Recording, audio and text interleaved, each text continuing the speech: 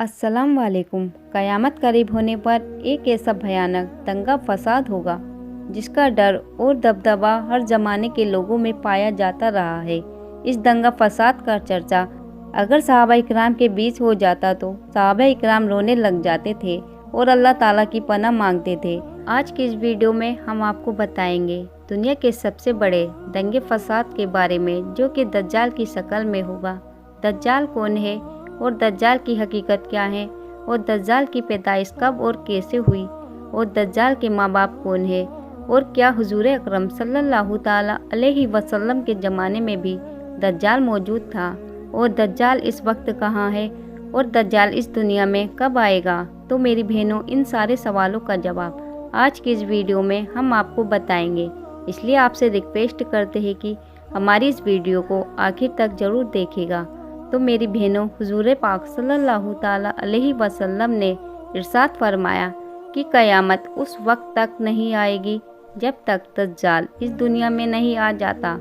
दज्जाल के आने की निशानियाँ और शक्ल सूरत के बारे में हुजूर अकरम सल्लल्लाहु ताला अलैहि वसल्लम ने इरशाद फरमाया कि दज्जाल नाटा होगा और वो बदसूरत होगा और वो एक आँख से अंधा होगा। उसके दोनों पाँव टेढ़े होंगे और उसके जिस्म में बहुत ज़्यादा बाल होंगे। उसके सर के बाल घुंघराले होंगे और उसका रंग लाल या भूरा होगा और उसकी नाक तोते की चोंच जैसी होगी। और दज्जाल की सबसे साफ निशानियाँ ये होगी कि उसके माथे पर काफिर लिखा होगा, जिसको हर मुसलमान पढ़ लेगा, चाहे वो पढ़ा लिखा हो या अनपढ़ हो, लेकिन काफिर और फासिक इसको ना पढ़ सकेंगे।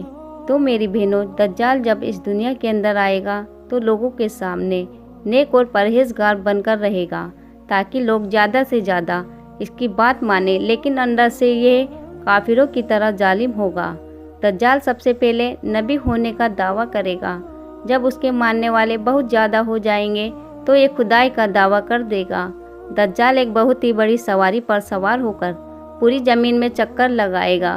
वो सवारी इतनी बड़ी होगी, उसकी दोनों आँखों के बीच की दूरी लगभग 100 फुट की होगी। मेरी बहनों, दज्जाल के पास बहुत ज़्यादा ताकत और माल दौलत और ख़जाने होंगे। इस पूरी ज़मीन के ज़्यादातर नहरों पर दज्जाल का कब्ज़ा होगा। इसकी इजाज़त के बगैर कोई भी पानी ना पी सकेगा। ये लोगों को बहकाने के लिए तरह तरह की चीज़ें दिखाएगा, या आसमान को हुक्म देगा तो वे बारिश बरसाएगा, और ज़मीन को हुक्म देगा तो वो तरह तरह की चीज़ें उगाएगी, जैसे कि पेड़ पौधे, सब्जियां वगैरह। उस वक्त दज्जाल अपने आप को खुदा कहेगा। जो लोग इसकी बात मानने वाले बन जाएंगे तो दज्जाल उनको माला माल कर देगा और वो ऐश की ज़िंदगी गुजारेंगे। और जो लोग दज्जाल को खुदा मानने से इनकार कर देंगे तो दज्जाल उनको कत्ल कर देगा। तो मेरी बहनों, दज्जाल बिजली की रफ्तार से भी ज़्यादा तेज़ी के साथ ज़मीन पर घूमेगा और वो दुनिया के हर कोने में जाएगा। उस वक्त तमाम दुनिया के काफिर और इसराइल लोग दज्जाल का साथ देंगे, यानी सपोर्ट करेंगे और इसके ग्रुप में मिल जाएंगे। लेकिन जो सच्चा मुसलमान होगा वो इसको पहचान लेगा और वो इसको खुदा मानने से इनकार कर देगा। दज्जाल पूरी ज़मीन पर दंगा फसाद करने के बाद मक्का और मदीना की तरफ जाएगा। जब ये मक्का में घूमने की कोशिश करेगा तो इसको मक्का में घूमने से रोक दिया जाएगा, और फिर ये मक्का से जलील होकर रुस्वा होकर मदीने की तरफ जाएगा। उस वक्त मदीना मुनव्वरा के 7 दरवाजे होंगे और हर एक दरवाजे पर अल्लाह ताला एक एक फरिश्ते की ड्यूटी लगा देगा, जो इसको मदीना में घुसने नहीं देंगे। और फिर इस तरह दज्जाल मक्का और मदीना के बाहर खड़ा होकर एक डरावनी चीख मारेगा। उस वक्त मक्का और मदीना के अंदर जो लोग बेईमान होंगे वो ये आवाज़ सुनकर मक्का और मदीना से बाहर निकलेंगे और दज्जाल के ग्रुप में मिल जाएंगे। तो मेरी बहनों, दज्जाल 40 दिन तक इस दुनिया के अंदर रहेगा और आखिरकार हज़रत इमाम मेहदी अलैहिस्सलाम और हज़रत ईसा अलैहिस्सलाम के साथ इसका मुकाबला होगा। उस वक्त दज्जाल का ग्रुप मुसलमानों के मुकाबले ज़्यादा मजबूत होगा और उस वक्त मुसलमान और दज्जाल के ग्रुप के बीच एक बहुत बड़ी जंग होगी। इस जंग के अंदर दज्जाल हार जाएगा और दज्जाल के ग्रुप को बहुत ही बड़ी हार का सामना करना पड़ेगा। उस वक्त दज्जाल हज़रत ईसा अलैहिस्सलाम से डरते हुए फिलिस्तीन की तरफ भागेगा और हज़रत ईसा अलैहिस्सलाम उसका पीछा करते हुए उसको मकामे लूत पर पकड़ लेंगे और अल्लाह ताला के हुक्म से दज्जाल को कत्ल कर देंगे। तो मेरी बहनों, अब बात करते हैं कि दज्जाल कौन है और इसके माँ बाप कौन हैं। दज्जाल की पैदाइश के बारे में अलग अलग रिवायतें मिलती है, जैसे कि रसूल पाक सल्लल्लाहु ताला अलैहि वसल्लम के ज़माने की बात है कि जब मुसलमान मक्का से मदीना की तरफ हिजरत कर रहे थे यानी जा रहे थे, तो उन्हीं दिनों में मदीना के अंदर एक यहूदी औरत ने एक बच्चे को जन्म दिया जो पैदाइशी काना था। ये बच्चा पैदाइश के एतबार से अजीब था। बचपन में ये मदीने के अंदर बच्चों के साथ खेला करता था, लेकिन धीरे धीरे ये बच्चा मशहूर होने लगा और इसने मदीने के अंदर अपने ऊपर वही आने का दावा कर दिया और ये बच्चा लोगों से अजीब तरह की बातें करने लगा। जब इसकी माँ को इस बात का पता चला तो इसकी माँ हुजूर पाक सल्लल्लाहु ताला अलैहि वसल्लम के पास आई और अपने बेटे के बारे में सब कुछ हुजूर पाक सल्लल्लाहु ताला अलैहि वसल्लम को बता दिया। और इस बच्चे की माँ हुजूर अकरम सल्लल्लाहु ताला अलैहि वसल्लम से ये रिक्वेस्ट करने लगी कि आप इसके बारे में पता करें, यानी जांच पड़ताल करें कि ये क्या कर रहा है। एक दिन हुजूर पाक सल्लल्लाहु ताला अलैहि वसल्लम सहाबा इकराम के साथ इस बच्चे के बारे में पता करने के लिए इसके घर की तरफ तशरीफ़ ले जाने लगे, तो आपने रास्ते में इस बच्चे को अंसारी बच्चों के साथ खेलते हुए देखा। इस बच्चे का नाम इब्ने सय्याद था। उस वक्त हुजूर पाक सल्लल्लाहु ताला अलैहि वसल्लम के साथ उमर इब्ने खत्ताब रज़ियल्लाहु ताला अन्हु और दूसरे सहाबा इकराम भी मौजूद थे। उस वक्त इब्ने सय्याद जवान होने के करीब था, लेकिन जवान नहीं हुआ था। हुजूर पाक सल्लल्लाहु ताला अलैहि वसल्लम इसके करीब गए, लेकिन इसको पता न चला, तो आप सल्लल्लाहु ताला अलैहि वसल्लम ने इसकी कमर पर एक थप्पड़ लगाया और इब्ने सय्याद से फरमाया, क्या तुम गवाही देते हो कि मैं अल्लाह का रसूल हूँ? तो इब्ने सय्याद ने आप सल्लल्लाहु ताला अलैहि वसल्लम की तरफ देखा और कहा कि मैं गवाही देता हूँ कि आप अल्लाह के रसूल हैं। फिर इब्ने सय्याद ने हुजूर अकरम सल्लल्लाहु ताला अलैहि वसल्लम से कहा कि क्या आप गवाही देते हैं कि मैं भी अल्लाह का रसूल हूँ? तो आप सल्लल्लाहु ताला अलैहि वसल्लम ने इब्ने सय्याद को छोड़ दिया और उसकी बात को काटते हुए फरमाया कि मैं अल्लाह और उसके जो रसूल हैं उन सब पर ईमान लाया। इसके बाद नबी पाक सल्लल्लाहु ताला अलैहि वसल्लम ने इब्ने सय्याद से पूछा कि तू क्या देखता है?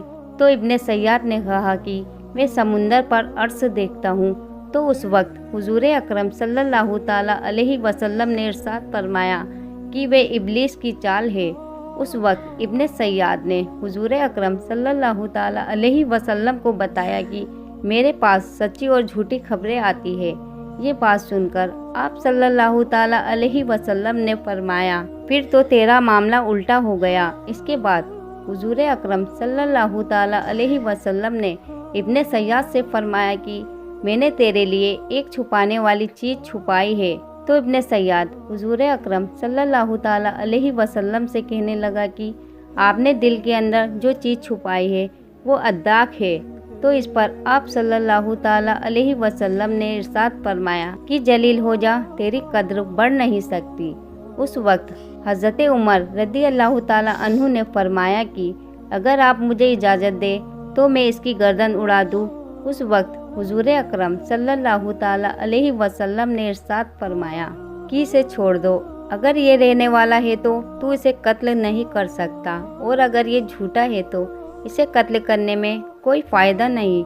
तो मेरी बहनों, मदीने के लोग इब्ने सय्याद के बारे में ये कहा करते थे कि कुछ शैतान इसके पास आते थे जो इसको अरसे हिलाही की खबर दिया करते थे, जबकि हुजूर अकरम सल्लल्लाहु ताला अलैहि वसल्लम ने इब्ने सय्याद के मामले में खामोशी इख्तियार की है, क्योंकि आप सल्लल्लाहु ताला अलैहि वसल्लम के पास अल्लाह का ये पैगाम नहीं आया कि इब्ने सय्याद की हकीकत क्या है। जबकि कुछ लोग इब्ने सय्याद को ही दज्जाल मानते हैं और कुछ सहाबा इकराम का ख्याल भी यही था। और एक दूसरी रिवायत में मिलता है कि हज़रत उमर रज़ियल्लाहु ताला अन्हु हुजूर अकरम सल्लल्लाहु ताला अलैहि वसल्लम के सामने इब्ने सय्याद को दज्जाल कहा करते थे, लेकिन आप सल्लल्लाहु ताला अलैहि वसल्लम ने ना ही इस बात का इकरार करते हैं और ना ही इस बात का इनकार करते हैं। तो मेरी बहनों, इब्ने सय्याद के अंदर ऐसी बहुत सारी निशानियां मौजूद थी जो कि दज्जाल की निशानियां थी। यही वजह है कि उस ज़माने में सहाबा इकराम भी इब्ने सय्याद को दज्जाल कहा करते थे, और कुछ मुफस्सिरीन का ये कहना है कि इब्ने सय्याद ही वो शख्स है जो क़यामत के नज़दीक दज्जाल बनकर निकलेगा। हज़रत अबू सईद खुदरी रदी अल्लाह ताला अन्हु बयान करते हैं कि इब्ने सय्याद मुझसे कहने लगा कि मैं दज्जाल के माँ बाप को भी जानता हूँ और दज्जाल को भी जानता हूँ। तो उस वक्त हज़रत अबू सईद खुदरी रदी अल्लाह ताला अन्हु ने इब्ने सय्याद से कहा कि क्या तू इस बात को पसंद करता है कि तू ही दज्जाल हो? तो उस वक्त इब्ने सय्याद ने कहा कि अगर मुझे दज्जाल बनाया गया तो मैं इस बात को नापसंद नहीं करूँगा कि मैं दज्जाल बनूँ, यानी कि मैं दज्जाल बनना पसंद करूँगा। तो मेरी बहनों, कुछ मुफस्सिरीन का कहना है कि इब्ने सय्याद दज्जाल नहीं है, क्योंकि ये बाद में ईमान ले आया था, बल्कि दज्जाल हज़रत सुलेमान अलैहिस्सलाम के ज़माने में जिन्नात और इंसानों के मिलाप से पैदा हुआ था और उसके माँ बाप को कत्ल कर दिया गया था और दज्जाल को एक टापू के अंदर कैद कर दिया गया था। और यह इंसानों और जिन्नात के मिलाप से पैदा होने वाला बच्चा यानी दज्जाल आज भी उसी टापू के अंदर कैद है और उसके साथ ही शैतान उसको हर बात की खबर देते हैं। दज्जाल की पैदाइश के बारे में हज़रत इमाम ज़रक़ान रहमतुल्लाह अलैह बयान करते हैं कि दज्जाल वो फसाद है जिसको अल्लाह ताला ने उस वक्त पैदा फरमाया जिस वक्त हज़रत आदम अलैहिस्सलाम को जन्नत से निकाला गया था और दज्जाल को बिना माँ बाप के पैदा किया गया। इसका कोई माँ बाप नहीं। मेरी बहनों, हकीकत तो यह है कि दज्जाल क़यामत के नज़दीक आएगा और उसकी जो जो निशानियाँ होंगी वो साफ तौर पर हुजूर अकरम सल्लल्लाहु ताला अलैहि वसल्लम ने हदीस के अंदर बयान फरमाई। लेकिन ये दज्जाल कहाँ है और ये कहाँ से आया और ये कैसे पैदा हुआ और इसके माँ बाप हकीकत में कौन है, इसके बारे में किसी को कोई खबर नहीं। इसका इल्म सिर्फ अल्लाह ताला के पास है। अल्लाह ताला बेहतर जानता है कि दज्जाल हकीकत में कौन है और ये कैसे पैदा हुआ। अल्लाह ताला से दुआ है कि अल्लाह ताला अपने प्यारे हबीब हज़रत मोहम्मद मुस्तफ़ा सल्लल्लाहु ताला अलैहि वसल्लम के सदक़े में हमें दज्जाल के फसाद और बिगाड़ से बचाए और ईमान की सलामती के साथ हमें जीना मरना नसीब फरमाए। आमीन या रब्बुल आलमीन। तो मेरी बहनों, मिलेंगे इंशाअल्लाह ताला एक और नई वीडियो के साथ। तब तक के लिए अल्लाह हाफिज़।